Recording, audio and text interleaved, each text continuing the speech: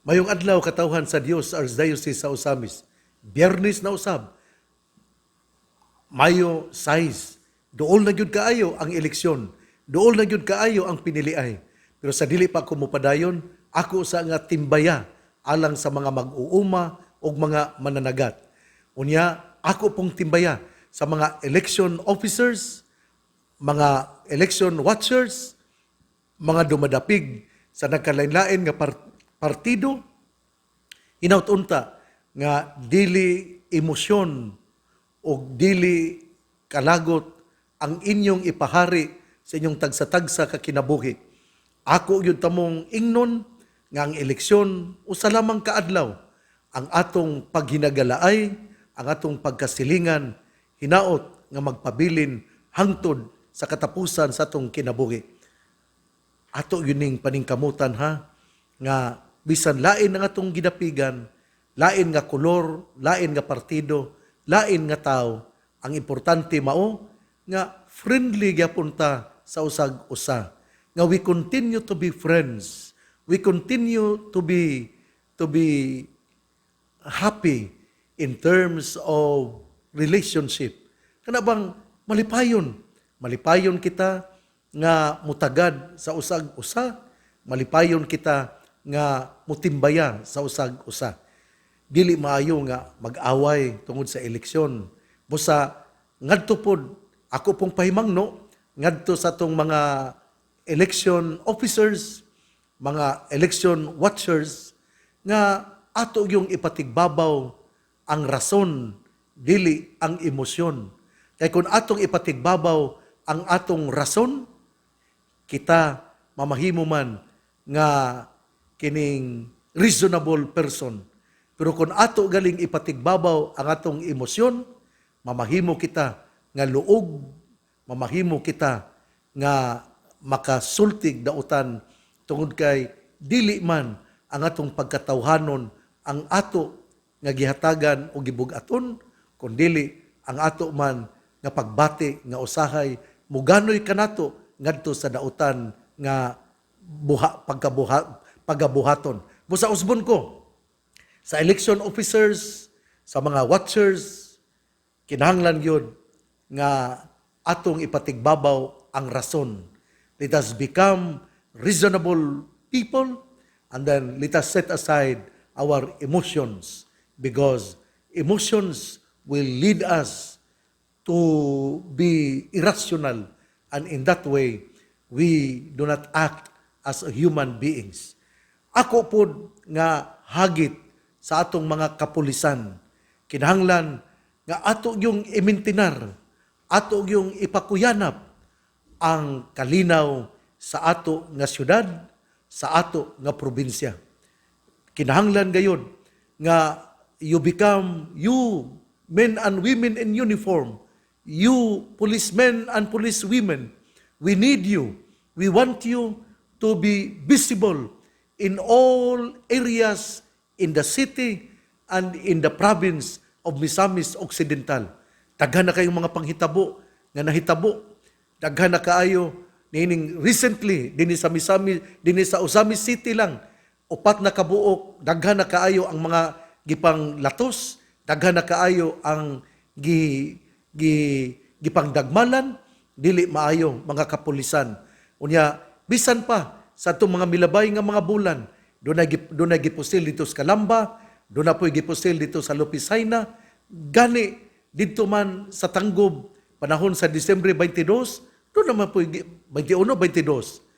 Disyembre 22, 2021, doon na may gipusil dito sa Tanggob. Muna nga, mga kapulisan, I challenge you to really do your duties, to really be visible in the nooks of the cities of Oroquieta, Tanggob, and also here in Osamis.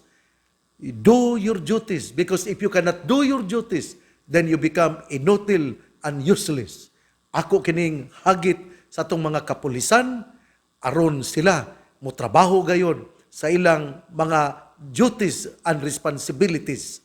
Usbon ko, tagaay gyud og kalinaw aron mapatigayon gayon ang eleksyon ug dili kami nga mga citizens kami nga mga lumulupyo, dili mahadlok nga mugawas sa among tagsa-tagsa ka panimalay, dili kami mahadlok bisan anaa kami sa among panimalay, kay kami sayod nga kamo nagrobing, nagsuroy-suroy, nagpakita nga kamo andam manalipod sa katawhan nga gihatag kaninyo sa ato nga gobyerno. Ayaw yun ninyo og talikdi mga kapulisan ang mga katawhan. Ayaw kamog tuo ni anang gahom nga nagsulti kaninyo nga hulgaon ang ubang mga tao. Ayaw na ninyo buhata. Kami sayod sa mga panghitabo dinhi sa Usami City. Ug kung inyo kining ipadayon, mubalik ra ang dautan nganha kaninyo. Tingali pa hinuon og madaot ang inyong posisyon o wala kamoy madawat nga kining matalsik kamo sa inyo nga trabaho. Muna nga buhata unsay gihatag kaninyo sa gobyerno.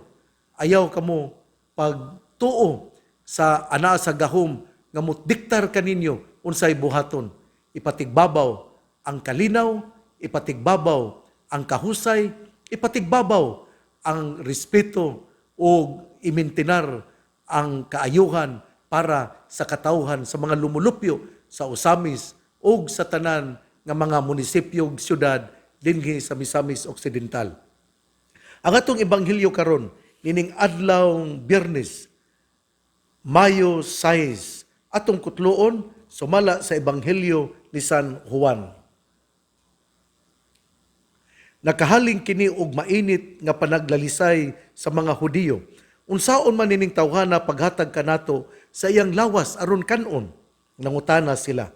Si Jesus mingon kanila, sultihan ko kamo, kung dili kamo mukaon sa unod sa anak sa tao, ug dili mo inom sa iyang dugo, dili kamo makabaton og kinabuhi. Ang mukaon sa akong unod, ug mo inom sa akong dugo, may kinabuhing walay katapusan, ug banhawon ko siya sa katapusang adlaw. Kaya ang akong unod, mao ang matuod nga kalanon, ug ang akong dugo, mao ang tinuod nga ilimnon. Ang mukaon sa akong unod, ug moinom sa akong dugo, magpuyo dinhi kanako, ug ako diha kaniya. Ang buhing amahan, mao nagpadala kanako, ug tungod kaniya, nabuhi usab ako. Sa samang pagkaagi, ang mukaon kanako, mabuhi tungod kanako. Busa kini mao ang pan nga gikan sa langit. Dili kini sama sa pan nga gikaon sa inyong mga katigulangan ug unya nangamatay gihapon. Ang mukaon nining maong pan mabuhi sa dayon. Gisulti kini ni Jesus samtang nagtudlo siya didto sa sinagoga sa Capernaum. Ebanghelyo sa tong Ginoo, daygon ikaw o Kristo. Mga igsoon, ang atong ebanghelyo karon nakahaling og mainit nga panaglalisay sa mga Hudiyo. Sakto na pagasulti, kining naglalis ang mga mituo ug ang wala mutuo. Mao man gyud ni ang sinugdanan sa panaglalis. Kung duna gali dili mutuo, kung dili gali dunay dili sa imong pundok, mulalis gyud na. Parehagod ni sa eleksyon, maglalisay gyud ang tao kung lain-lain ang gidapigan. Ug mausab kini ang nahitabo karon sa ato nga ebanghelyo. Ang ebanghelyo gasugod gyud sa pag-ingon. Nakahaling kini og mainit nga panaglalisay sa mga Hudiyo. Kay unsaon man nining tawhana paghatag kanato sa iyang lawas aron kanon. Nangutana sila. Ilang panguna-una nga nahimo na silang kanibal. Murag kanibalism ang gihimo, ang gitanyag ni Jesus. Apan sa laktod nga pagkasulti, ang atong Ginoo naghisgot, nagtudlo bahin sa Eucharistia. Dinhi atong makutlo ang tinuod nga pagtulunan bahin sa Eucharistia nga ang mukaon sa unod sa anak sa tao og muinom sa iyang dugo makabaton og kinabuhing dayon. Mao gyud kini dinha sa Eucharistia doon natay gitawag og transubstantiation nga sa panahon nga ang pari mulitok og muhimo sa konsagrasyon, din siya moingon, kini mao ang lawas og dugo sa tong Ginoo, ang pagdiha sa mata sa pagtuo, dinha mausab ang dagway sa ordinaryo nga pan nga mamahimo nga lawas sa atong Ginoo ug ang ordinaryo nga bino mamahimo nga dugo sa atong Ginoo. Daghan na kaayo ang mga milagro o usa sa mga milagro nga dili gyud nato kalimtan mao ang milagro sa Lanciano. Didto sa Lanciano, usa ka pare nga monk nagduha-duha kung kini mao na ba gayon ang lawas sa atong Ginoo. Ug diya sa diyang nagmisa siya, nausab ang pan nga iyang gikonsagrahan ug migawas ang dugo ug diha miabot gayon ang milagro, nagpakita ang atong Ginoo. Ug daghan kayo ang mga Eucharistic miracles nga nahitabo bisan sa ato karon nga panahon tungod kay kini nagamatuod nga anaa gayud si Jesus dinha sa Eucharistia. Ug mao kini ang gisulti karon sa atong ebanghelyo. Ang mukaon sa akong unod ug moinom sa akong dugo may kinabuhing walay katapusan ug banhawon ko siya sa katapusang adlaw. Nindot kayo no ang mga saad. Kay kung ikaw god mukaon god sa pan nga nahimong lawas sa atong Ginoo ug makainom sa iyang dugo, kita makabaton sa kinabuhing dayon. Ug kung anaa ang atong Ginoo sa atong kinabuhi, kita tultulan sa maayo nga dalan. Kita magalakaw sa tulid nga dalan. Tingali masayop ta. Pero kung kanunay kita nga anaa sa atong Ginoo, ang atong tanlag din si Jesus, muhagawhaw kanato, kita agakon gayon sa maayo nga dalan. Muna nga nindot yun kaayo, nga muila kita ug atong ihatag ang atong pagtuo nga dinha sa konsagrasyon diin ang ordinaryo nga pan nahimo nga matuod nga lawas sa atong Ginoo ug ang ordinaryo nga bino nahimo nga matuod nga dugo sa atong Ginoo. Kini magdala gyud kanato ngadto sa dalan nga magadala ngadto sa kinabuhing dayon, dalan padulong sa paraiso, dalan padulong sa langit. Muna nga hangyoon ko kamo katawhan sa Dios, muapil kita sa santos nga misa, muapil kita, muadto kita sa simbahan ug atong dugukan ang pagsalmot sa Eucharistia kay pinaagi niini kita agakon aron kita makalabang niining panahon nga daghan kay mga tentasyon. Ako sayod nga daghan kayo ang mga tentasyon. Tentasyon sa lawas, tentasyon sa korupsyon, dinha sa kwarta, tentasyon sa pagluib, tentasyon sa nagkalilain nga mga tentasyon. Pero kung kita anaa sa Ginoo, kung kita masayop, anaa ang atong konsensya, o dili gyud kita hatagan og kalinaw kung kita dili makahimo sa pag-angkon sa atong kasaypanan o pag-usab sa atong kinabuhi. Muna nga nindot gyud kaayo ang tao nga mudawat sa lawas sa atong Ginoo, ang tao nga miinom sa iyang dugo, nindot yun kaayo. Dinha sa Eucharistia, ligunon kita, aron bisan sa atong pagkamasalaypon, hatagan kita pag-usab sa kinabuhing dayon, ug tultulan kita sa dalan nga maayo. Ikaw, nga nakadungog kanako karon, magpadayon ka ba sa pagpakasala?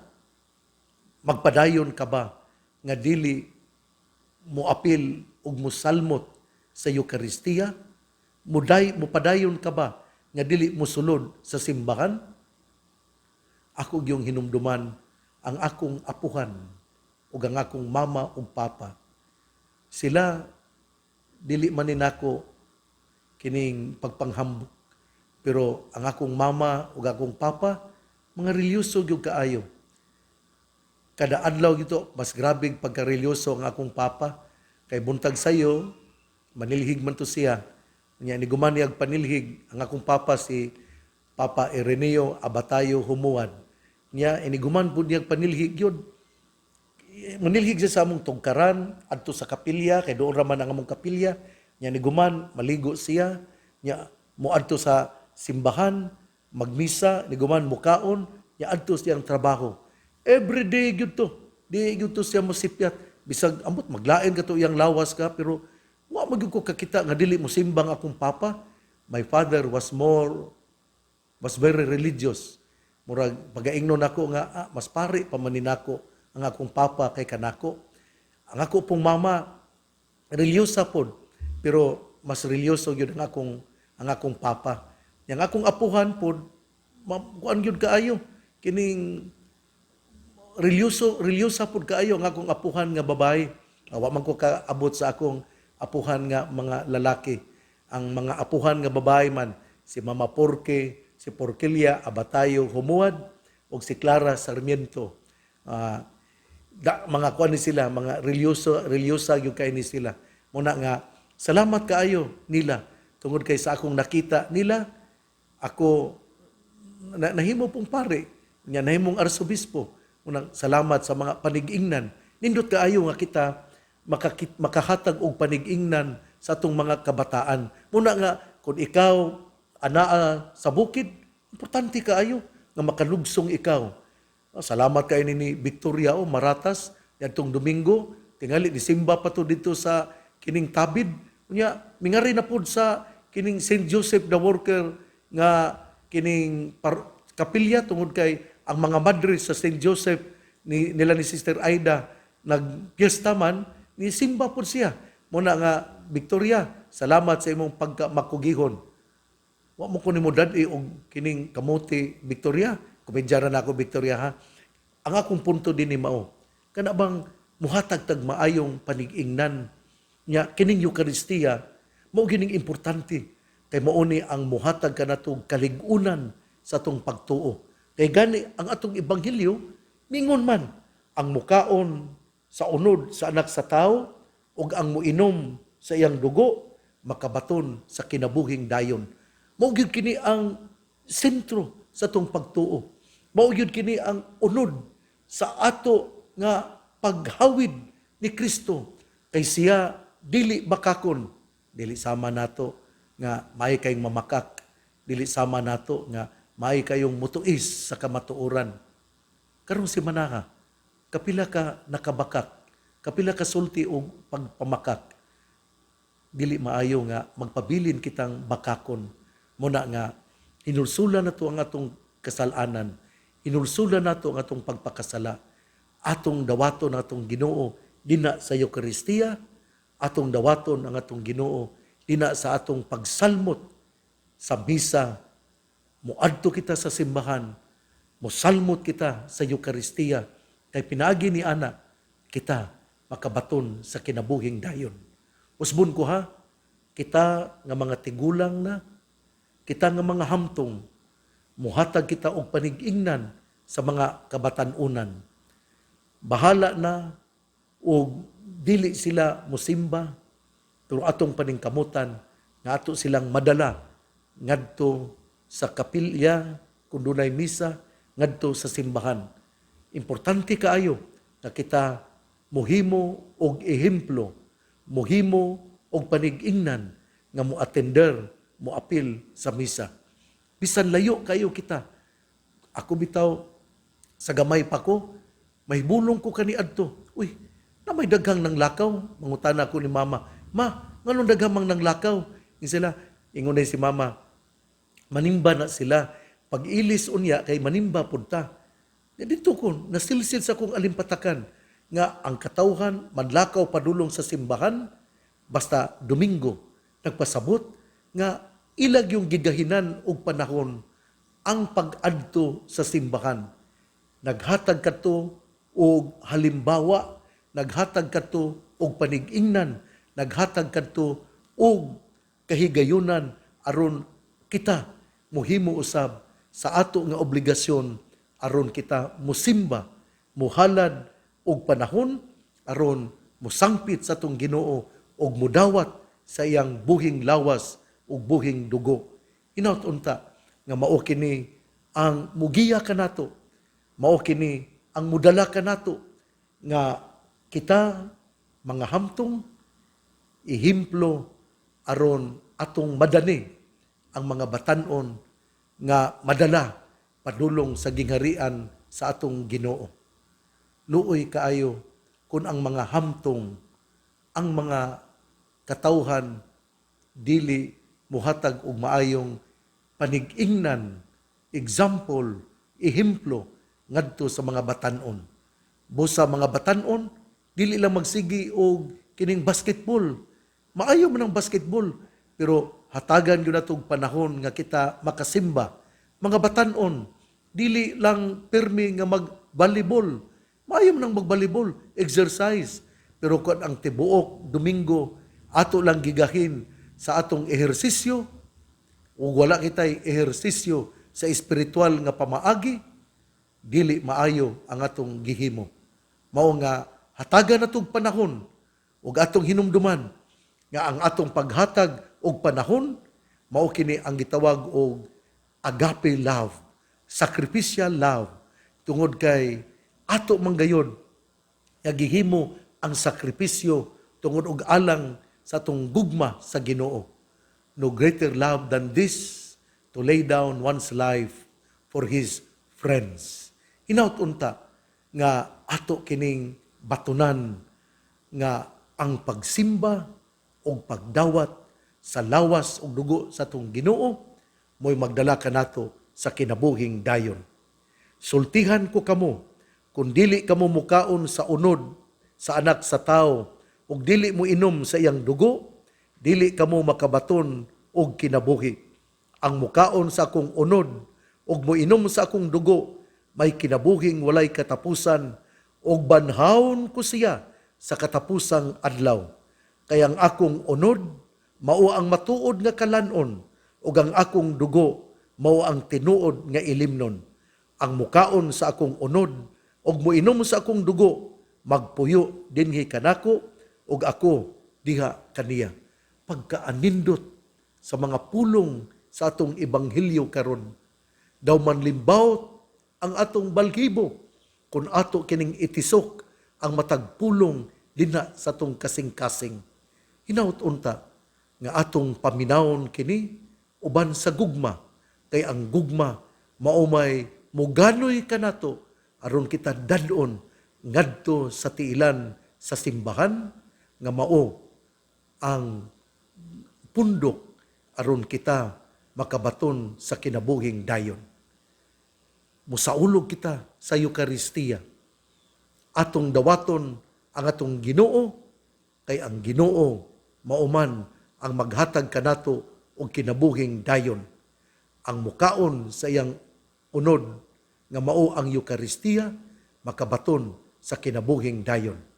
Ang maayong balita nga mao ang pulong ni Jesus, ang ayang pamation, pamalandungan, ug paningkamutan nga mapuy-an. Bulahan ang tao nga namati sa pulong sa Ginoo. Sama siya sa kahoy nga gitanom, daplin sa usa ka sapa, kansang dahon, dili gayud malaya. Timpo sa timbunga, siya mamunga. Igsuon, ugma na usab. Uban sa pangaliya sa mahal nga Birhen Maria, ang atong Ginoo panalangin kanatong tanan. Sa ngalan samahan, sa anak, ug sa Espiritu Santo. Amen. Usbon ko ha, karong adlaw, Biyernes, Mayo 6, sa hapon, mao ang graduation sa mga mitapos sa theolohiya sa St. Mary's Theologate ug ang usa nga taga Osamis, Archdiocese sa Osamis, mao si Seminarian Romel Rodinas. Atong iampo siya aron siya ordinahan pagkadiakono, unya ordinahan pod pagkapari. Atong iampo ang tanan nga nakatapos sa theolohiya dina sa St. Mary's Theologate dina sa Gango. Salamat sa atong mga professors, salamat sa atong rector, Father Gani Husol, sa ato nga vice rector, si Father Walter Patian, sa ato nga economist, si Father Marvin Osminia, sa atong pastoral director, si Father Chris Barquez, sa ato nga spiritual director, si Father Dudes Suarin, sa tanan nga mga professors, nila ni Father Edward Tabada, ni Father Hoben Lustre, sa tanan gayon, hinaot paunta nga hatagan kamo ug mayong panglawas tungod kay kamo nakatabang gayon sa pag-umol sa mga pariunon sa niining atong sub-region, ang Dopim, ang mga pariunon sa Dipolog, Ozamis, Pagadian, Iligan ug Marawi. Salamat ug dili ako mahinumdom kung kinsa ang mga professors sa theology department din sa St. Mary's Theologate. Ang Ginoo nga nakakita sa inyong pagpang-alagad din sa sub-region, panalanginan kamo mga kaparian ug madre, mga spiritual directors. Salamat usab sa atong mga obispo, ang obispo sa Dipolog, si Most Reverend Bishop Kairmari, Severo Kairmari, ang obispo sa Iligan, si Bishop Joey Rapadas, ang obispo sa Marawi, si Bishop Edwin de la Peña, ang obispo sa Pagadian, si Bishop Bong Lunas, ug sa tanan nga milangkob nining atong sub-region, magtinabangay kita, mupadayon kita, aron ang simbahan sa Dopim mainiton nga moalagad sa katawhan dinhi sa sub-region sa Dopim. Think Dopim and act Dopim. Atong ipakuyanap ang agape love, sacrificial love, aron ang atong gugma sa kanunay andam nga muhatag sa sakripisyo tungod og alang sa atong gugma sa simbahang Katoliko Romano.